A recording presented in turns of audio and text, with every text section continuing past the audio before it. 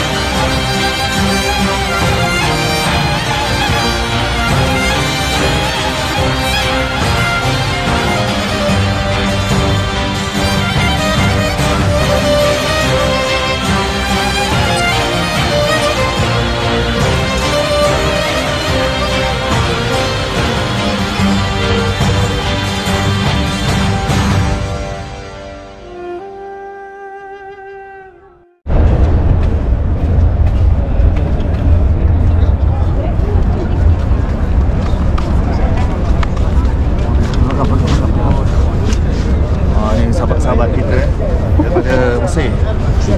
Berapa orang sekali Ustaz? Berapa orang sekali? Dalam 40 ke atas. 40 ke atas. Sama grup dengan ni ke? Ya. Masya-Allah. Ini Ustaz Farid.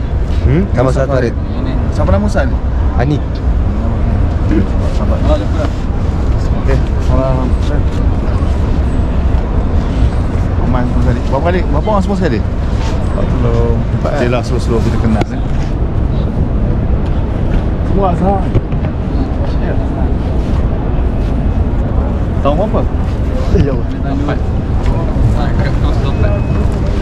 Masuk dompet. Ustaz. Saya Kerono. Oh, ni Ustaz Kerono. Sekarang Ustaz Farid lah. Lagi sekali. Orang kanan. Ke atas lagi. CEO. Desak macam Abang Mustafa. Talat dalam masjid tu. Mana daripada ni? Aduh, lambat lah. Lambat sikit Ustaz Farid. Memang Mesir betul lah. Aduh. Mana Ini lagi ada empat.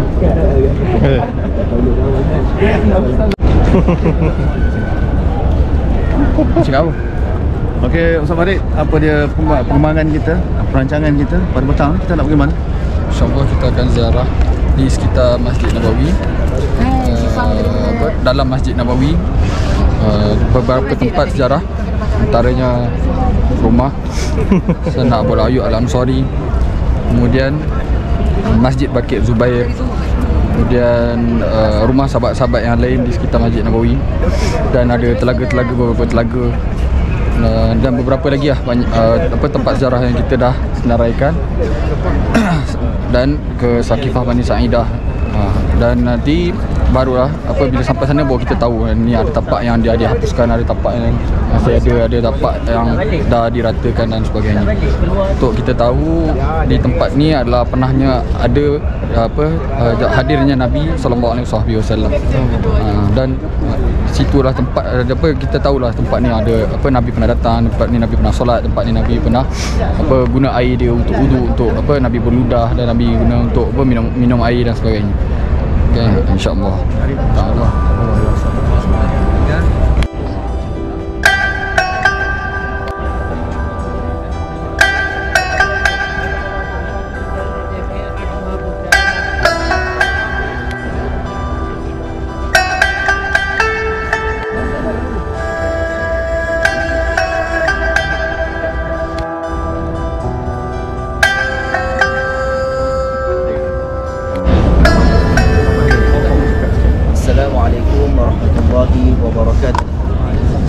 Bismillahirrahmanirrahim.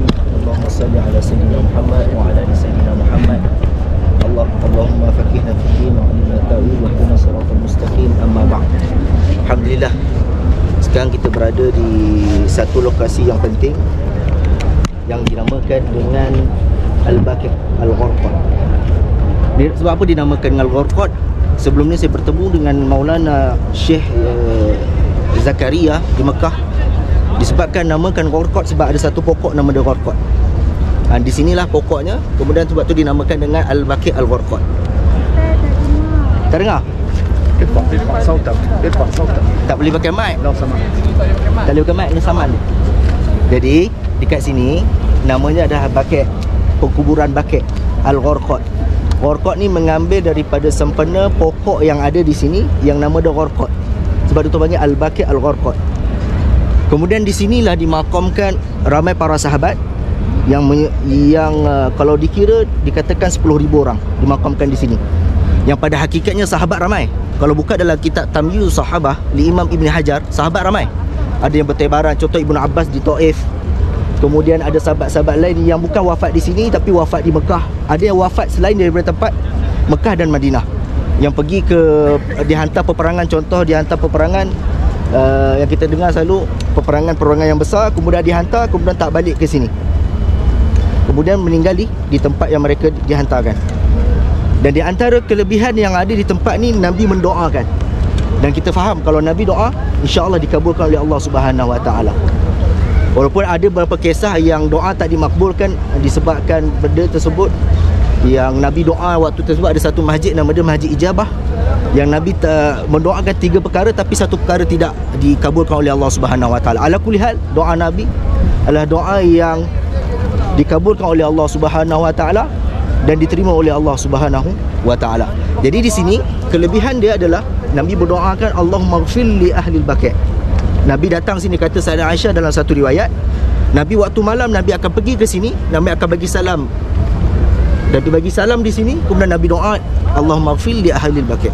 Nabi doakan di sini. Kemudian ada satu hadis yang baru-baru ni saya ada buat satu kajian yang dalam tesis saya berkaitan dengan satu hadis, man istata'a ayyamuta fil Madinah falyamut fiha fa inni ashfa'u liman yamutu biha. Fa inni ashfa'u liman yamutu biha. Sah. Jadi siapa yang mampu, kata Nabi SAW, dan diriwayatkan oleh Ibnu Majah dan diriwayatkan oleh Tirmizi, dan saya buat takhrij dalam hadis ni. Saya mendapati hadis ni disahihkan oleh Tirmizi. Betul disahihkan oleh Tirmizi, tapi boleh juga berlaku khilaf apa yang disebut oleh Imam Tirmizi. Tapi saya buat di Rasatul Asanid, kaji setiap perawi, sebab termasuk dalam tesis saya bahawa hadis tu memang hadis sahih kerana perawi semua siqah. Lina rijaluhum kulluhum siqah. Jadi siqah. Jadi dalam hadis ni Nabi sebut man istata'a ayyamuta fil Madinah, siapa yang mampu untuk meninggal di Madinah. Kalau saya buka dalam syarahan, ada dalam syarahan-syarahan mengatakan bahawa siapa yang mampu untuk tinggal di Madinah, silakan. Jadi di antara faedah yang besar, siapa yang ada duit lebih, masalah ada banyak harta yang mampu untuk tinggal di Madinah, silakan tinggal. Dia akan dapat kelebihan yang seperti Nabi sebut. Yang pertama, man istata'a ayyamuta fil Madinah falyamut fiha, maka meninggallah di Madinah. Fa inni ashfa'u, ni paling besar, iaitu aku yang memberi syafaat, kata Nabi, khusus bagi orang yang meninggal di sini. Maksudnya besar. Sebab tu mustahab bagi kita, maksudnya yustahabbu, dibenarkan bagi kita untuk doa kematian di Madinah Al-Munawwarah. Berdasarkan hadis ni boleh kita berniat untuk meninggal di Madinah. Fa inni ashfa'u liman yamutu biha, dan aku akan bagi syafaat bagi orang yang mati di sini. Dan sini kalau kita meninggal di sini, kita akan dikelilingi dengan semua isteri Nabi kecuali dua orang, Sayyidah Maimunah dengan Sayyidah Khadijah. Sayyidah Khadijah di Ma'la, Sayyidah Maimunah di satu tempat yang waktu tersebut Sayyidah Maimunah melakukan haji, kemudian pulang daripada haji meninggal di tengah jalan. Jadi ala kulli hal nak sebut bahawa di sini adalah adanya sahabat Nabi, adanya Sayyidina Al-Hasan, adanya Sayyidah Fatimah, dan ada sahabat Nabi yang agung yang lain, dan ada juga ibu susuan Nabi yang pertama Halimatus Sa'diyah, semuanya di sini. Jadi kalau siapa yang meninggal di sini, kita bijiwaril sahabatin Nabi sallallahu alaihi wasallam, dan paling penting kita duduk dekat dengan Nabi sallallahu alaihi wasallam. Itu berkaitan dengan Baqi'. Maksudnya Baqi' ni sungguh special, dan Nabi doakan keampunan. Dan kemudian Nabi ada sebut juga, saya buka dalam kitab Syekh Alwi Maliki dan kitab-kitab yang lain mengatakan Nabi memberikan syafaat kepada ahli baqi' seramai 70,000 orang tanpa hisap, bila hisap. Maksudnya siapa yang meninggal di sini dah masuk syurga tanpa hisap dan diberikan syafaat. Apa lagi yang kita minta di akhirat kelak? Melainkan syafaat Nabi sallallahu alaihi wasallam. Jadi itu tak menjadi kesalahan untuk kita doa meninggal di sini. Jadi kalau boleh, kalau ada rezeki, kalau kita boleh meninggal di sini, kita meninggal di sini. Syekh Tantawi, ulama Azhar yang agung, yang menjadi Syekhul Azhar pada, saya tak ingat pada bila, yang beliau juga meninggal di sini, iaitu pengarang kitab tafsir Tantawi. Ada satu tafsir yang beliau tulis dan juga meninggal di sini. Dan ramai lagi para ilmuwan yang meninggal di sini. Di antaranya Syekh Khalid ni juga pengarang kitab ni juga meninggal di sini. Kitab ni yang saya baca ni, dia juga meninggal di sini, dan menunjukkan bahawa orang yang meninggal di sini hatinya memang terkuat dan hatinya memang terpaut kuat dengan Nabi sallallahu alaihi wasallam. Dan sehingga ada para sahabat juga yang minta maaf, ada juga daripada selepas para sahabat, para tabi'in, yang kalau kita dengar mereka ni hub mereka lain sungguh, sehingga mana bila bertemu dengan Nabi sallallahu alaihi wasallam, seperti Imam Malik yang duduk di Madinah Al-Munawwarah, yang menjaga adab. Kalaulah ketika tersebut beliau menaiki kuda ataupun menaiki unta, beliau tidak akan naik unta tersebut ketika mana berhadapan dengan Nabi sallallahu alaihi wasallam. Takut-takut tapak kaki unta tadi menyebabkan terdengarnya Nabi, menyebabkan hati Nabi sakit. Yang kata spesialnya Madinah Al-Munawwarah. Kemudian di belakang tersebut ada satu bi'ru, nama dia Bi'ru Zarwan. Itu dalam Sahih Bukhari. Dalam Sahih Muslim disebut dengan Bi'ru Dhi Arwan. Ada dua. Dalam Sahih Bukhari disebut dengan Bi'ru Zarwan. Dalam Sahih Muslim disebut dengan Bi'ru Dhi Arwan bil hamzah. Jadi mana yang sahih? Imam Nawawi mensahihkan yang kedua, riwayat yang kedua, iaitu riwayat Imam Muslim, iaitu Bi'ru Dhi Arwan. Bi'ru Dhi Arwan sah. Kemudian kenapa dipanggil dengan Zarwan? Jadi ulama kabungkan dua, yang seorang panggil kata Bi'ru Zarwan, seorang ni Bi'ru Dhi Arwan. Bila menggabungkan keduanya, rupanya ada berlakunya likasratil istiqmal, banyaknya penggunaan, disebutkan terlalu banyak sebut Dhi Arwan, maka dihazafkan jadi Zarwan. Jadi di situ berlaku ketika mana Nabi SAW diceritakan, Nabi mendapat berita langsung daripada Allah Subhanahu Wa Taala. Waktu tersebut katanya rajulan, dua lelaki yang duduk, satu di kepala Nabi, satunya duduk di kaki Nabi. Mereka bersembang kata, Rasulullah sakit, apakah rajul ini? Maksudnya Rasulullah, iaitu beliau terkena sihir. Siapa yang mensihir beliau? Iaitu Labid bin Al-A'sam. Al-Labid ibn Al-A'sam. Jadi Labid bin Al-A'sam daripada Yahudi. Waktu tersebut, yang kalau kita boleh katakan masih ada lagi Yahudi di sekitar Madinah Al-Munawwarah, yang mereka ni dikira sebagai kaum fasiqin, kaum munafiqin, yang mereka ni berpura-pura seolah macam Islam, tapi yang hati mereka kufur pada Nabi sallallahu alaihi wasallam. Waktu tersebut, apa yang dibuat oleh Labid? Labid ni seorang yang pakar dalam ilmu untuk bomoh orang. Jadi waktu tersebut ahli Madinah yang melawan dengan Nabi, yang duduk yang kira-kira Yahudi yang lawan dengan Nabi, minta kepada Labid untuk menyihir Nabi sallallahu alaihi wasallam, yang menyebabkan waktu tersebut Nabi seolah-olah melakukan sesuatu, tapi sebenarnya Nabi tak buat pun. Nabi ingin bersama dengan isteri Nabi, tapi seolah-olah macam tidak merasai perkara tersebut. Jadi ulama bincang, adakah sihir ni memberi kesan pada Nabi? Sebenarnya kalau kita buka dalam kitab Tauhid, ada perbahasan yang mana penyakit boleh terkena pada para Nabi, dan benda itu kebiasaan, tetapi tidak merosakkan akal Nabi dan juga iktikad Nabi dan juga syariat yang Nabi sampaikan. Jadi dibenarkan. Jadi Nabi seolah-olah merasai sakit, dan Labid ibn Al-A'sam punya sihir kuat, sehingga mana dia ni sebenarnya bantu Nabi. Sebenarnya pada hakikatnya dia ada tolong-tolong Nabi, tapi tujuan dia adalah untuk menyihir Nabi sallallahu alaihi wasallam. Jadi dia ambil rambut Nabi sallallahu alaihi wasallam, diikat pada mishtok, iaitu pada sikat yang boleh dibaca dengan mush, boleh baca dua. Diikat kemudian dilemparkan di Bi'ru Zarwan ni. Dan bukan saja dilemparkan dengan rambut Nabi dan juga diikat pada penyikat, tetapi dilemparkan juga dengan satu ru'usun nakhl, iaitu pokok punya pangkal bahagian pokok kurma. Jadi dicampak juga ke dalam tersebut, yang Nabi sebut dalam hadis, inna nakhlaha ru'usu syayatin, yang mana seolah-olah nampak macam kepala syaitan. Apa maksud kepala syaitan? Jadi ulama istinbat apa yang dimaksudkan dengan kepala syaitan tu, seolah-olah nak kata benda ni terlalu berat dan nampak seperti buruk sangat benda tersebut. Dan sebab itulah kisah yang agak menarik. Kalau buka dalam syarahan begitu panjang perbahasannya tentang sihir Nabi SAW, dikeluarkan faedah oleh ulama, pelbagai faedah tentang sihir Nabi dan apa yang Nabi lakukan kalau terkena sihir dan perlu dibaca apa, semua disebutkan dalam riwayat-riwayat lain. Itu berkaitan dengan Bi'ru Zarwan. Kemudian kita akan seterusnya ke bahagian apa? Mana kawasannya? Dia dekat ni, betul-betul dekat bahagian pintu tepi. Kat bahagian-bahagian situ, cuma dah tak ada tanda. Itu yang agak sedih sikit, dah dia tak letak tanda. Dia asbab nuzul mu'awwidhatain ini tu. Ya, boleh jadi. Dia tafsir. Ya. Betul? Dia ada kaitan campur tangan dengan iblis. Allah kata dalam Quran dan surah Al-Hijr ayat 42, inna ibadi laisa laka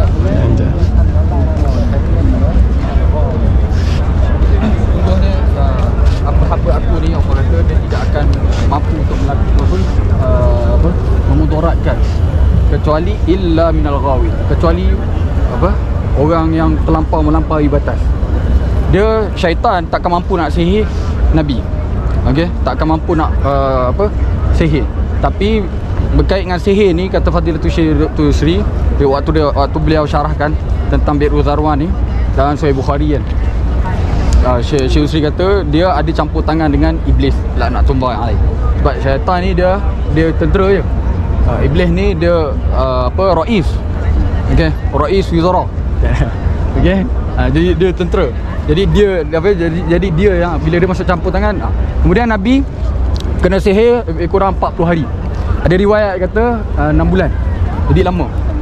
Jadi Nabi, waktu Nabi kena sihir tu, Nabi lemah. Nabi tak dapat sihir makan. Habis Ustaz tak sihir makan, kena gate je dengan sihir apa.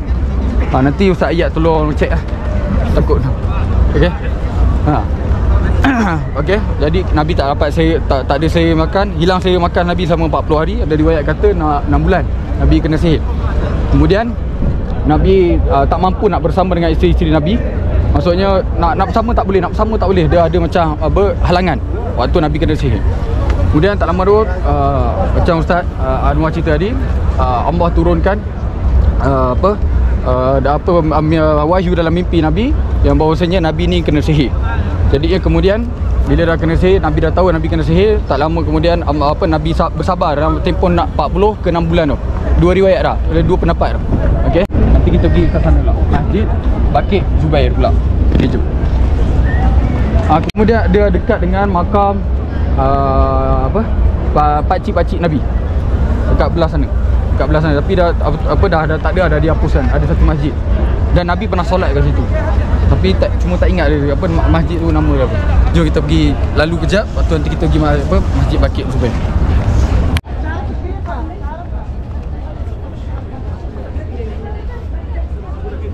Kat sini. Kat sini tempat dia. Telaga Zarwan. Telaga Zarwan tu kat sini. Kita ni kan. Okey. Ambil lah gambar. Okey. Dah jom. Jalan. Banyak lagi ni.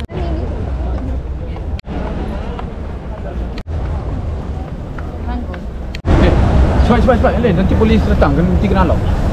Bangla ni lepak ni, yang jalan kaki tengah bagi tu. Pati Selah, sebelah panggung. Area situ ada ke depan sikit. Area situ.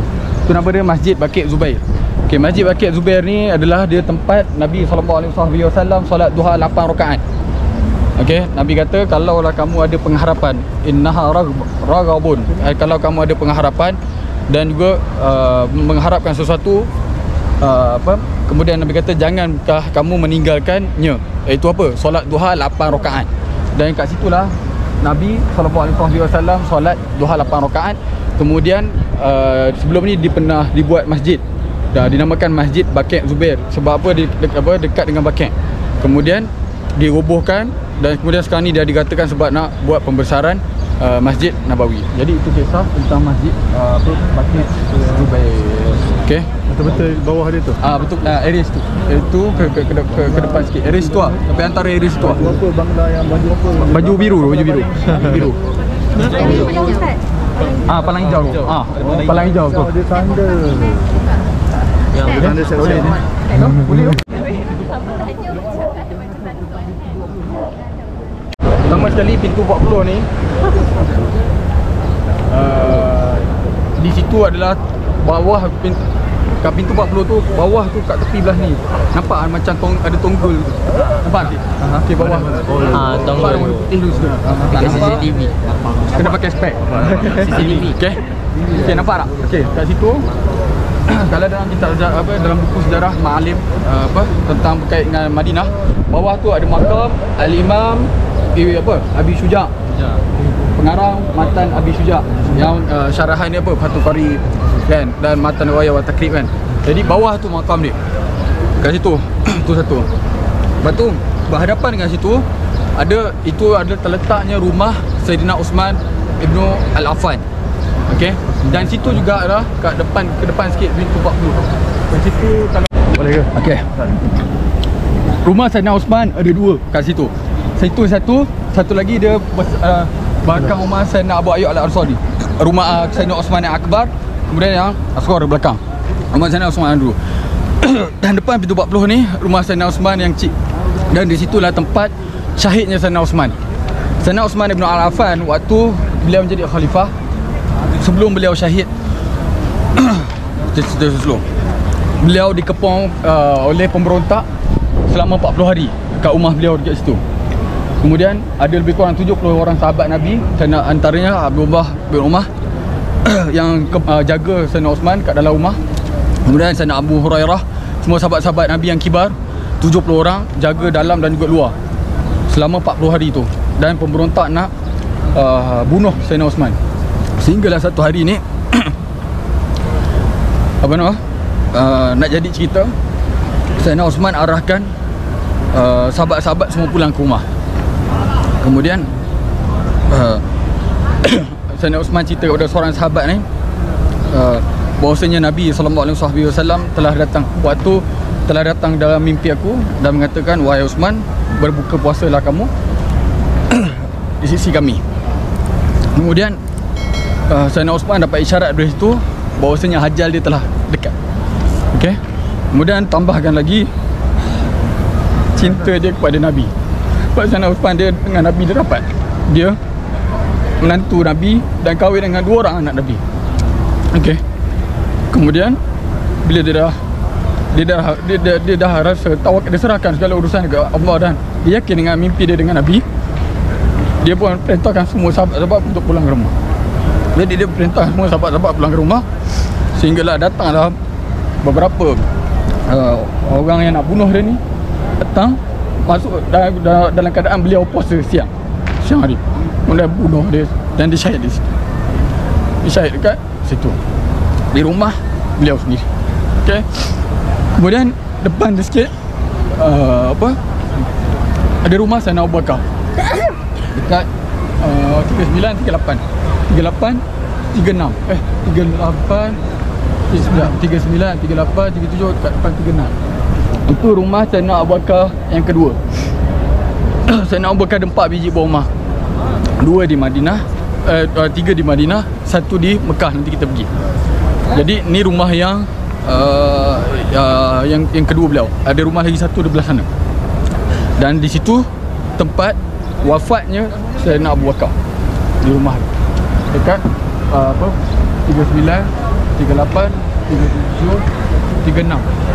Tutup bawah tu. Kalau time solat mungkin buka kot. Bolehlah pergi kat situ kan. Kat bawah tu, antara tu memang betul-betul tempat bawah tu itu rumah dia.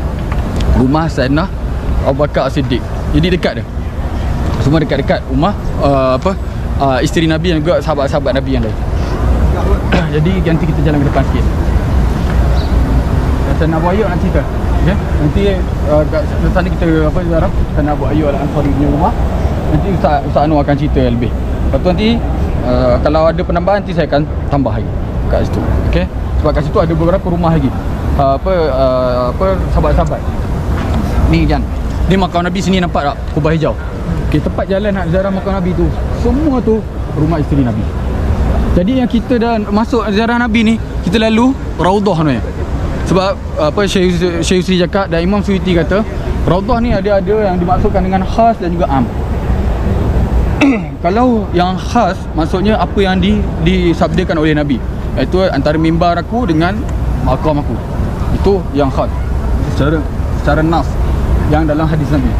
Tapi Imam Suyuti kata kalau secara am je, semua rumah-rumah isteri aku, isteri Nabi ni adalah dikira sebagai Raudhah. Sebab apa? Nabi bermalam kat rumah isteri ni, Nabi bermalam kat rumah isteri ni, Nabi bermalam kat isteri ni, Nabi bermalam kat isteri ni. Jadi itu semua dikira Raudhah. Jadi suatu kalau ikut Fadhilatul Syekh Yusri, rumah apa nama? Rumah isteri Nabi termasuk. Kemudian di belakang makam Nabi ada sedikit ke belakang sikit rumah Nabi tu, rumah Sayyidatina Fatimah, dekat. Betul dekat belakang. Kalau masuk Raudhah dia akan lalu. Rumah Sayyidatina Fatimah dengan Sayyidina Ali. Semua dekat-dekat je. Rumah anak-anak Nabi dengan isteri Nabi. Okey.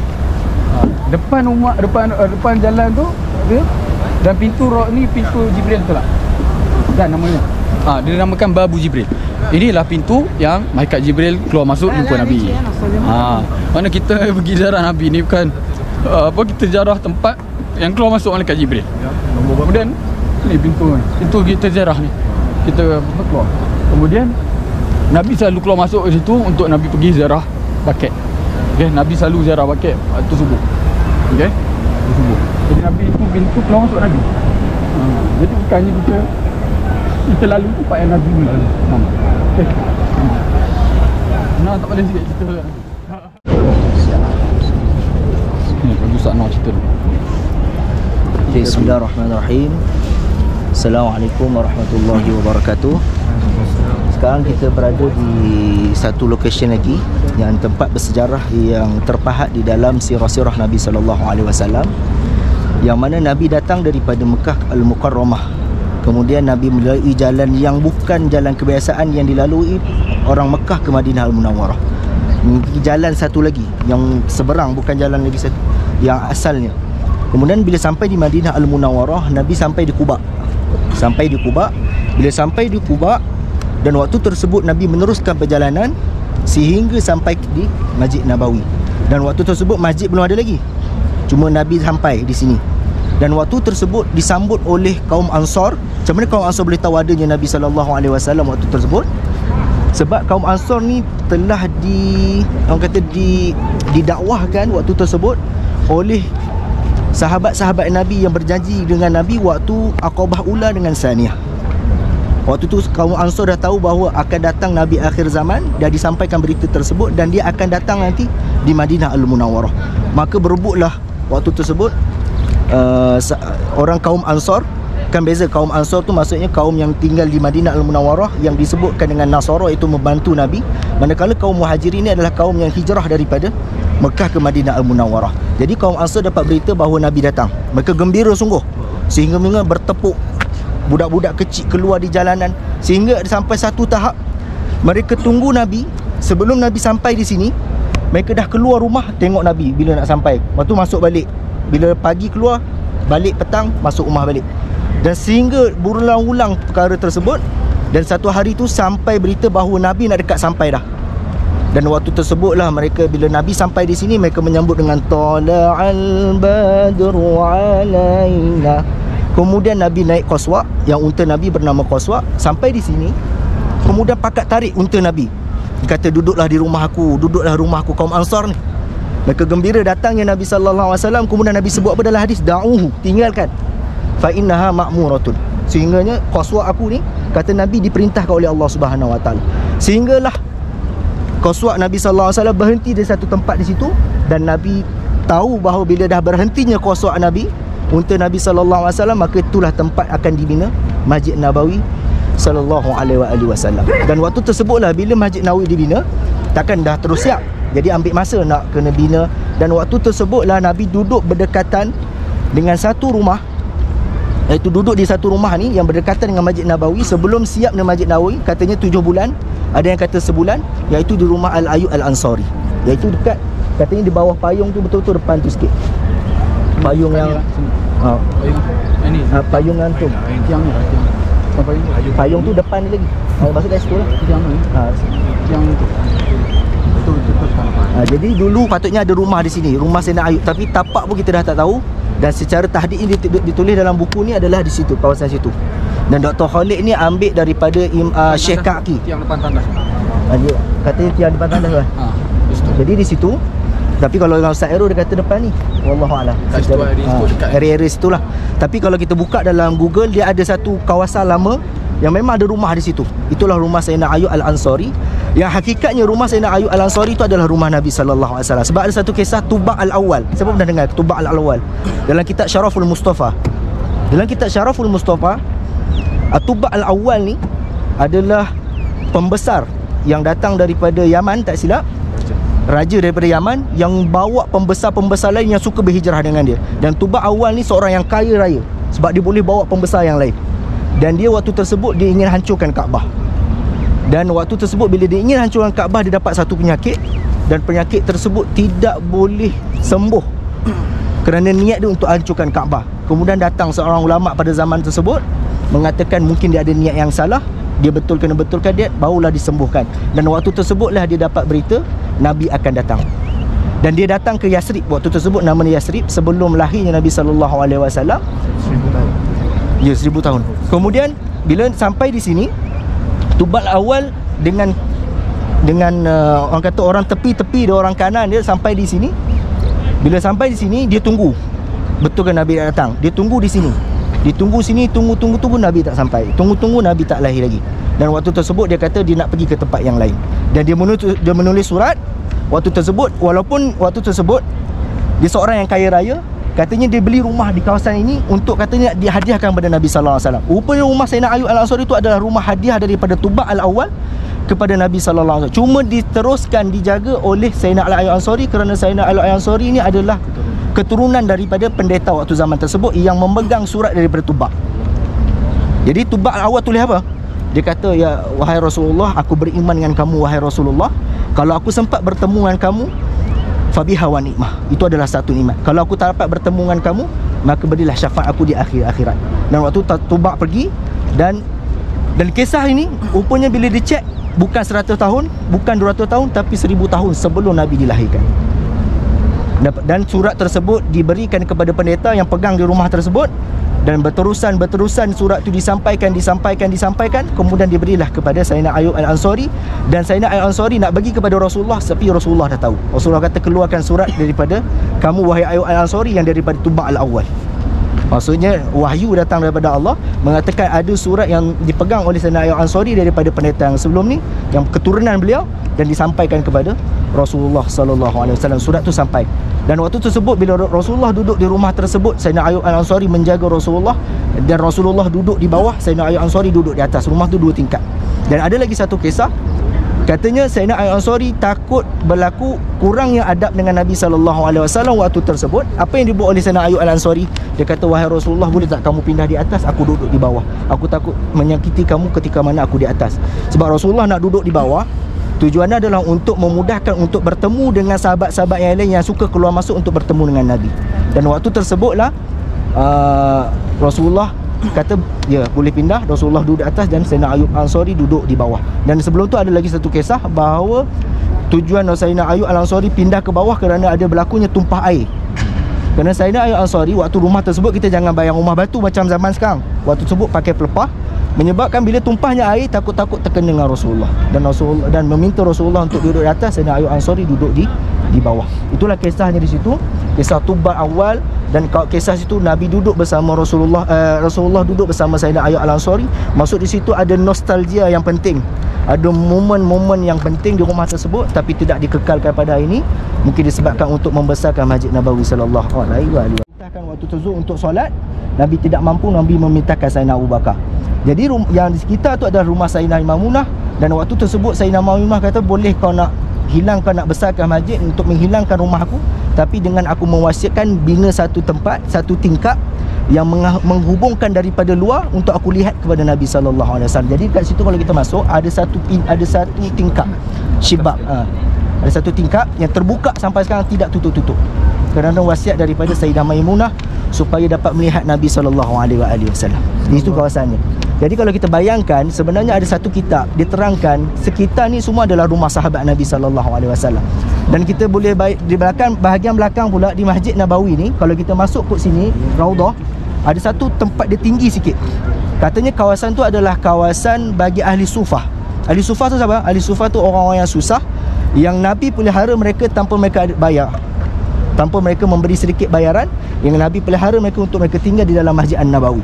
Cuma pada zaman pemerintahan Sayyidina Umar Al-Khattab, disebut oleh Syekh Kaki dalam muzium beliau di Mathaf, bahawa zaman Sayyidina Osman dihilangkan kawasan tersebut kerana Sayyidina Osman ni seorang yang menjaga bajikannya, menyebabkan tak ada lagi orang susah.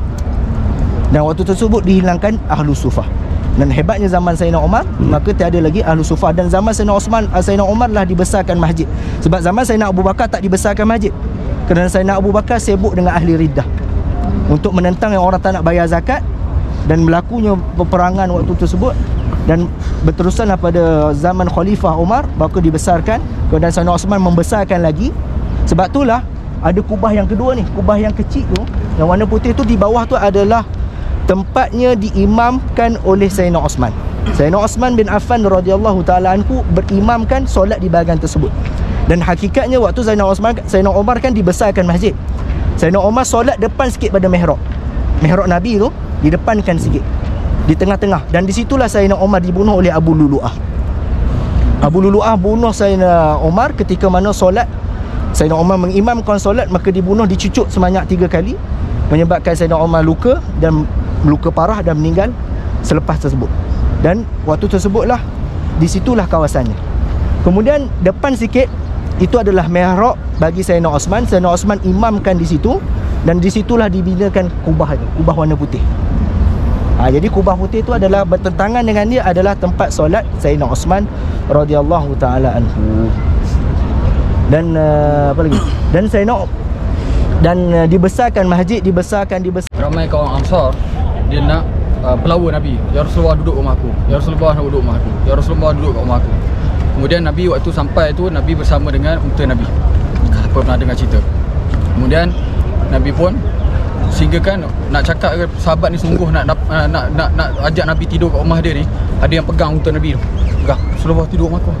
Kalau kita umpama macam apa, tahan kereta, Sat, duduk tidur rumah saya, Sat. Macam tu lah nak cakap cerita Jadi yang sampai pegang dah tali unta Nabi ni, nak tarik pergi rumah dia, sehingga kan Nabi dia kata lepaskan dia. Jadi biarkan ke mana unta tu nak pergi, Nabi kata. Kemudian unta tu pergi jalan, duduklah di makam Nabi sekarang. Jadinya Nabi kata, okey, kat mana unta aku berhenti, kat situlah dibinanya rumah aku, Nabi kata. Kemudian Nabi kata Allah telah wahyukan kepada aku bahawasanya kat manalah unta aku berhenti, dan di situlah akan terbinanya rumah aku sekarang. Dan tapak tu dia dijaga oleh Sayyidina Abu Ayyub Al-Ansari. Rumah Kaiku kan dia bukan dah dibina rumah ke? Kaiku ada cerita tapak dia tak. Kawasan tu sebenarnya adalah kawasan kubu-kubu Yahudi waktu zaman tersebut. Tempat yang Rasulullah dimakamkan. Okey. Kemudian waktu bila dah unta dah duduk di situ, kemudian Nabi pun sahabat-sahabat pun semua pakat nak buat rumah untuk Nabi. Barulah baginda Nabi duduk di rumah Sayyidina Abu Ayyub Al-Ansari. Kemudian depan sikit rumah tu, ahli keluarga Nabi yang mana datang bersama dengan Nabi berhijrah dari Mekah ke Madinah. Jadi Nabi duduk dekat rumah Sayyidina Abu Ayyub Al-Ansari. Kemudian ahli keluarga Nabi duduk di rumah Sayyidina Al-Harithah, betul-betul bersebelahan dengan rumah Sayyidina Abu Ayyub Al-Ansari. Kemudian dekat rumah Sayyidina Abu Ayyub Al-Ansari ada satu telaga ni. Tak tahu. Tahu dalam, kalau dalam kitab Dr. Kaki ni ada ni. Dan ni ada tak silap. Ada Abu Ayyub Al-Ansari.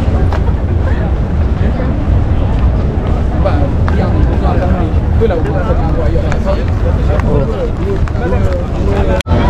Dua payung tu lah rumah Sayyidina Osman. Faham tak? Rumah Sayyidina Osman. Dua payung tu.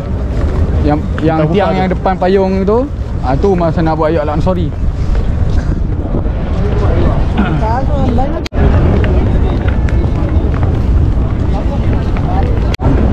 Rumah Sayyidina Abu Hurairah di sini. Ayuh ni, ni. Okey. Okey, rumah ni rumah yang Nabi SAW selalu singgah untuk Nabi kena ke Masjid Ghamamah. Di Masjid Ghamamah, Ustaz Noor akan cerita. Okey. Jadi ni rumah rumah asal Sayyidina Abu Hurairah radhiyallahu ta'ala. Ni rumah yang diduduki oleh ibu beliau dan family beliau lah. Okey, Sayyidina Abu Hurairah ni dia dibesarkan oleh ibu dia sendiri. Okey. Sebelum dia masuk Islam, asalnya nama dia Abdul Syams. Kemudian dia ulama khilaf tentang nama dia. Kemudian bila dia masuk Islam, Nabi tukar nama dia, nama Abu Hurairah. Kalau tak dengar dekat sikit memang tak boleh nak cakap, tak boleh nak ratung kau sakit ni. Dia bukan main-main, dia tak boleh buat bincang ni. Jadi kena tak boleh nak cakap kuat. Jadinya bila dah masuk Islam, Nabi tukar nama Abu Hurairah dengan Abdul Rahman. Jadi ni rumah asal Sayyidina Abu Hurairah duduk dengan ibu beliau dan beliau yang jaga ibu beliau sendiri. Okey, pada awalnya Abu Hurairah ni dia orang yang terawal masuk Islam waktu di sini. Kemudian ibu beliau tak masuk Islam ni. Tapi beliau jaga ibu beliau ni kira sangat baiklah kan. Sehingga kan Nabi pun selalu datang rumah dia, rumah beliau kan. Sehingga kan satu ketika beliau berjumpa dengan Nabi untuk nak minta Nabi doakan agar ibu beliau masuk Islam. Dan beliau pun pergi jumpa dengan Nabi dan minta Nabi doakan. Nabi pun doakan. Kemudian bila dah Nabi doakan, beliau masuk sampai ke rumah dia, diketuk pintu. Kemudian Sayyidina Abu Hurairah ibunya pun buka. Kemudian lepas tu apa yang dibuat, ibu beliau cakap dia nak jumpa Rasulullah. Dia kata nak jumpa Rasulullah.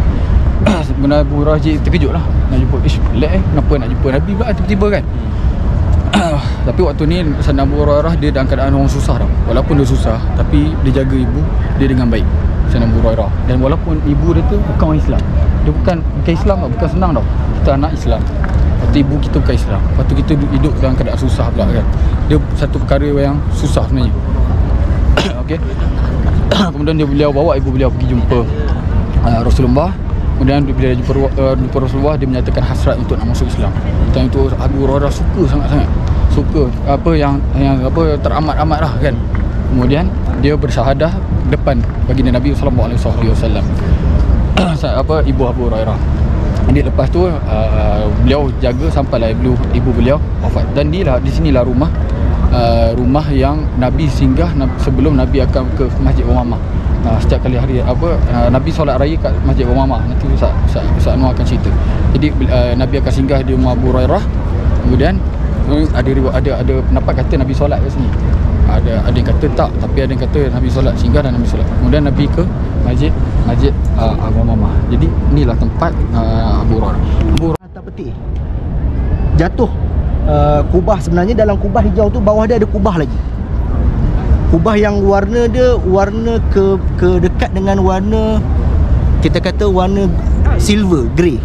Silver lebih warna tu. Kemudian barulah selepas waktu tersebut dibina semula, kemudian baru dah letak kubah warna hijau. Dan kubah dulu sebelumnya bukan warna hijau, tapi warna juga dekat-dekat dengan silver. Kemudian zaman Turki Uthmaniyah baru ditukarkan kepada warna hijau. Jadi dalam tu sebenarnya ada kubah. Dan waktu kubah hancur tu, Imam Samhudi inilah dipilih oleh ulama yang hidup sezaman dengan dia. Dialah orang yang terakhir boleh masuk benar-benar di dalam maqam Nabi SAW. Tapi dia bukan masuk dengan tangan, bukan melalui kaki, tapi masuk melalui kepala. Dan dibersihkan dengan kepalanya sendiri. Sebab takut-takut kalau masuk ke maqam Nabi tertengok aurat Nabi SAW. Sebab tu waktu Nabi wafat SAW, waktu Nabi wafat, yang memandikan jenazah Nabi ni adalah kalangan sahabat yang perlu ditutup matanya. Takut-takut tertengok jenazah Nabi menyebabkan matanya jadi buta ataupun seumpama dengannya. Jadi waktu tersebut dia masuk ke dalam maqam Nabi dan bersih. Saya nak cerita pasal kitab je sebenarnya. Jadi Imam Samhudi tulis kitab Wafaul Wafa, yang hakikatnya pada Masjid Ghamamah ni sebenarnya kalau kita boleh katakan Masjidul Aid, masjid hari raya. Sebab Imam Samhudi mengatakan hari raya yang pertama yang dilakukan oleh Nabi adalah di kawasan tersebut.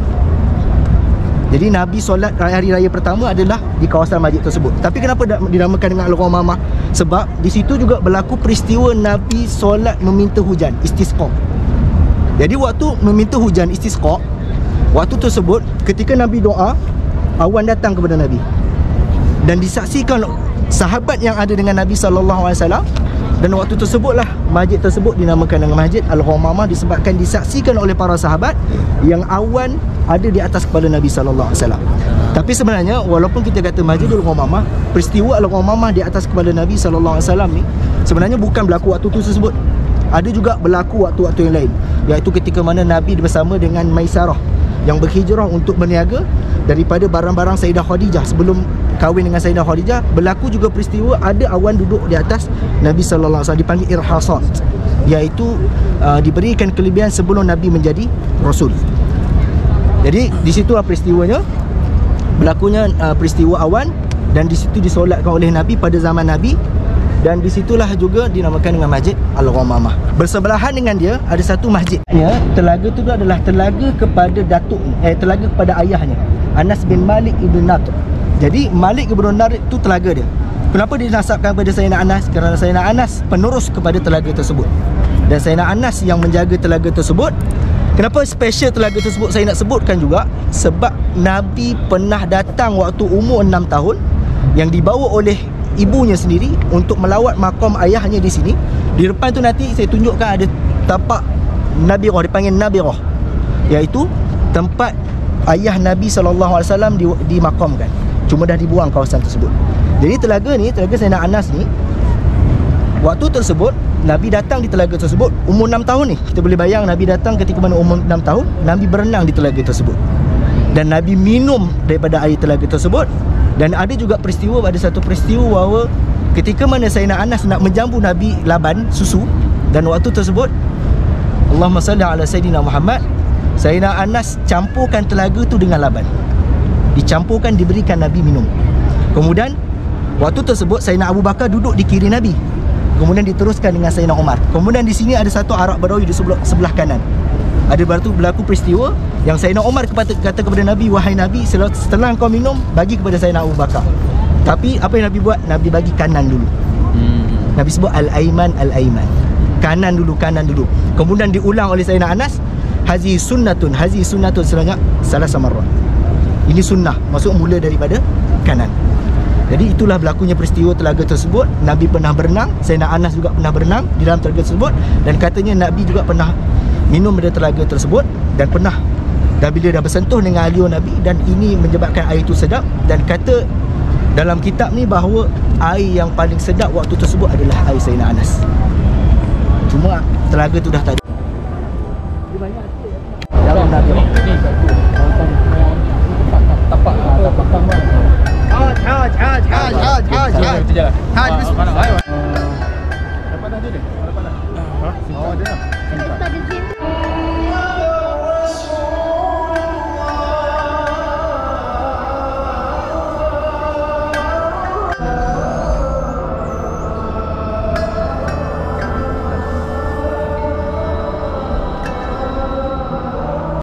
Assalamualaikum warahmatullahi ta'ala wabarakatuh. Saya Hayat Kiswah, pengurusi Pondok Zawiyah Kiswah. Pada tuan-tuan dan puan-puan, saya menyeru kepada tuan-tuan puan-puan untuk sama-sama menyumbang ke arah pembinaan surau Pondok Zawiyah Kiswah yang tapaknya berada di belakang saya sekarang ini. Dan target kita sebanyak 2 juta. Dan projek ini di bawah Portal Wakaf Pahang, Majlis Ugama Islam Pahang. Jadi siapa yang ingin menyumbang, bolehlah menyumbang ke link yang di bawah. Kelebihan berwakaf di Wakaf Pahang adalah tuan-tuan puan-puan boleh mendapat pengecualian sehingga 10% daripada pendapatan agregat. Assalamualaikum warahmatullahi taala wabarakatuh.